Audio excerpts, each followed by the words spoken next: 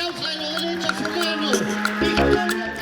Y aquí estamos para hablar de eso justamente, ¿no? Veíamos las imágenes. Una justicia independiente, esa es la consigna. Habrá otra marcha en el mes de mayo y vamos a seguir hablando mucho de la justicia por los proyectos que se están discutiendo con respecto a una posible reforma en la Corte Suprema de Justicia y por lo que pasa en el seno del Consejo de la Magistratura. Tenemos aquí en nuestra mesa hoy al ex juez Luis Arias, a quien le agradecemos muchísimo. Gracias, Luis, por estar aquí. No, por favor, muchísimas gracias a ustedes. Horacio, Néstor, para hablar justamente sobre este tema. Un poder judicial, además, que goza de un gran desprestigio desde hace mucho tiempo, ¿no?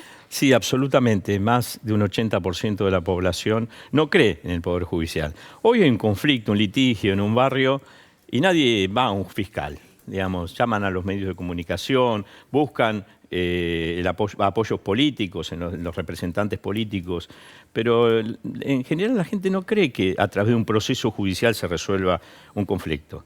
Eso es terrible. Es tremendo, goza de una enorme está deslegitimado el Poder Judicial. ¿Por dónde pasa el poder? Porque uno habla de el poder. Bien. Recién vimos una mesa que la llaman el Círculo Rojo, va el ministro, da explicaciones, qué sé yo. En el Poder Judicial, ¿dónde está el poder? En una Corte Suprema, que ahora quedan 4 y uno se elige al frente de la magistratura. ¿Dónde está el poder? Jueces federales tirados a la marchanta, ¿dónde está el poder? Qué buena pregunta esa, porque el Poder Judicial actualmente está colonizado por otros poderes.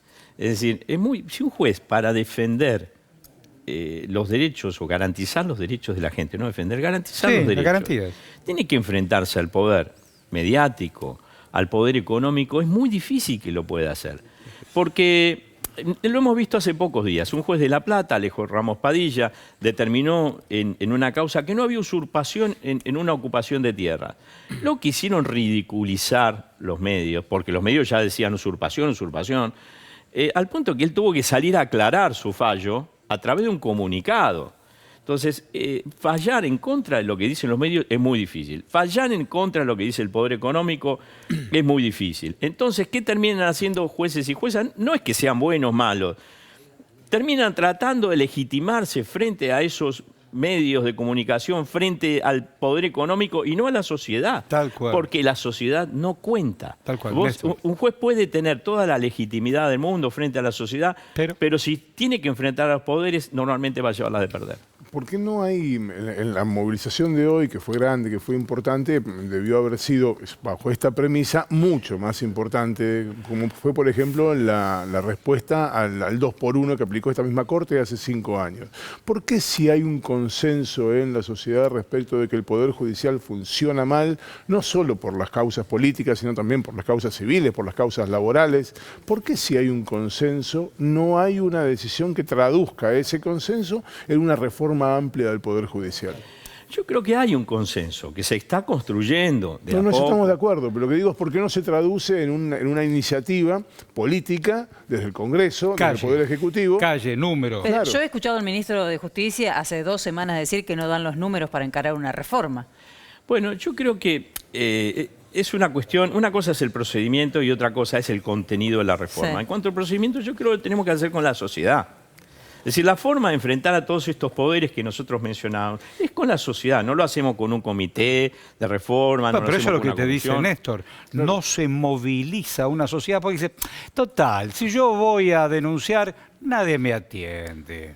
Llamo por teléfono a un canal y va Pirulo, Sociedad Anónima, y le hace una nota. ¿Se da cuenta quién es el malo? Es raro.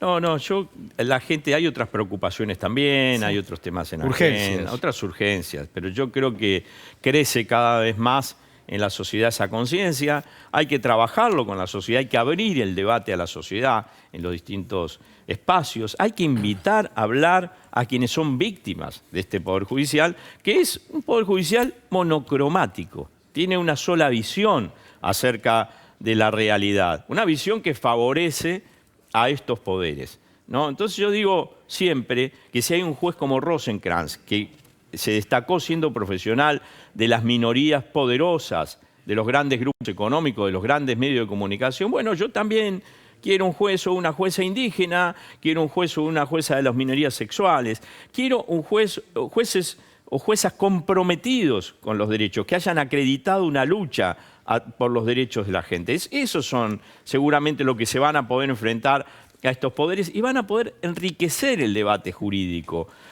Hoy no hay debate jurídico en la Corte, los votos son todos concordantes, todos direccionados hacia una posición de la defensa de los derechos individuales, no hay consideración de los derechos colectivos, porque el derecho no se interpreta de una misma manera.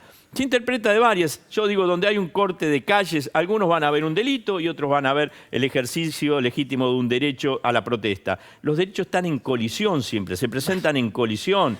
¿Y de qué depende un juez toma una posición u otra? Y bueno, de su ideología. Y hasta más complejo también, ¿no? Porque algunos Sí. en un corte de calle verán un delito, depende quién lo protagoniza y si no, el ejercicio de un derecho. Pero sí. eso ya es corrupción. Cuando un juez cambia su posición sin fundamento, ya estamos frente a un problema distinto. Ahora... Es la de Groucho Marx. Si no le gusta, tengo otra. Claro. Pero digo, siempre hay distintas visiones y hay un juez que puede pensar una cosa y otro juez. Hay un rango de racionalidades posibles, no hay una solución única para los casos. Bien. Por mi parte y cortita, Sí. cortita y al final. ¿Por qué te sacaron del juego? Por enfrentar justamente, por esto que hablábamos, por enfrentar al poder económico, fundamentalmente a las energéticas, que estaban aliadas con el gobierno en ese momento. Había ¿no? tenido un fallo en contra de los tarifazos. Así es. Y esto le hacía perder millones a los empresarios energéticos.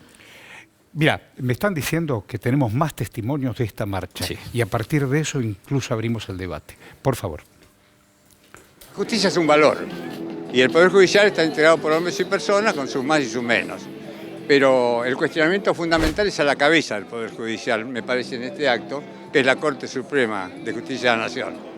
Evidentemente, muchos merecerían, ha legislado la Corte, por ejemplo, cosa que está absolutamente vedada por la Constitución Nacional. Merecerían el juicio político. Uno lo plantea sabiendo la dificultad de que se concrete, pero de todas maneras hay que hacerlo. Y yo lo que creo que se está discutiendo ahora, la ampliación de la Corte. Claudio, ¿llegó el momento de democratizar la Corte? Sí, creo que hace rato que llegó el momento. Esta Corte es una Corte totalmente deshilachada, conformada por 2 integrantes que aceptaron ser incluso nombrados por decreto y sin cumplir con los pasos constitucionales, y porque la decisión que han tomado de colocarse o tratar de absorber el Consejo de la Magistratura para poder controlar a los jueces y manejar los recursos y configurar un poder absolutamente monárquico, alineado con el poder económico, termina de colocar un cerrojo institucional a cualquier intento de una política que pretenda transformar la Argentina.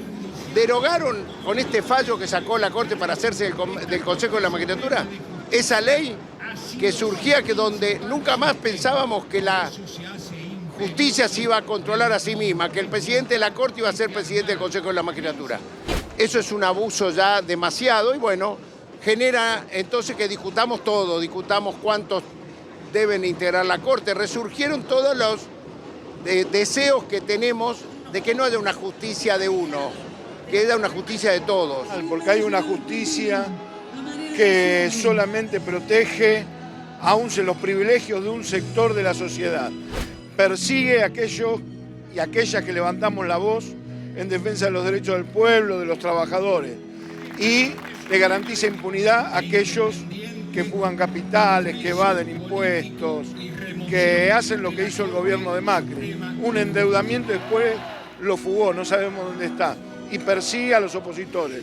Necesitamos una justicia, un poder judicial realmente que no le garantice impunidad a nadie que no esté atado al poder económico, a las corporaciones y al poder político.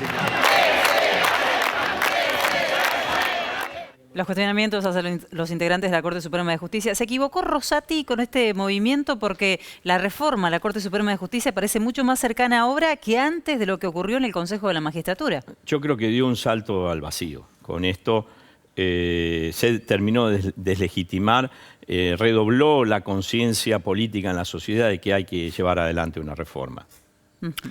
Gracias, Arias. No, por favor, muchísimas gracias. Buena a ustedes. vida para vos.